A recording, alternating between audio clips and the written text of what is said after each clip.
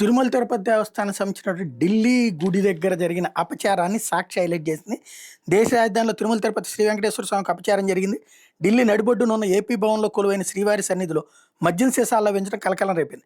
రాత్రివేళ మందుబాబులు బీర్లు దాగి సీసాలను శ్రీ వెంకటేశ్వర స్వామి పాదాలకు 10 అడుగుల దూరంలోకి పడేశారు. విషయం మీడియా దృష్టికి రావడంతో ఆగమేఘాల మీద భవన్ సిబ్బంది అక్కడికి చేరుకున్నారు. 3 ఖాళీ beer bottle, cool drink bottle తీసి తినిపడేసిన ఆహార పదార్థాల ప్లేట్లు అక్కడి నుంచి తొలగించారు.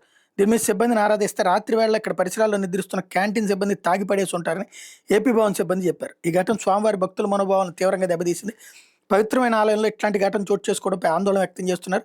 ఏపీ భవన్లో వెంకటేశ్వర స్వామి వారితో పాటు దుర్గామల్లేశ్వర అమ్మవారు కూడా కొలువై ఉన్నారు.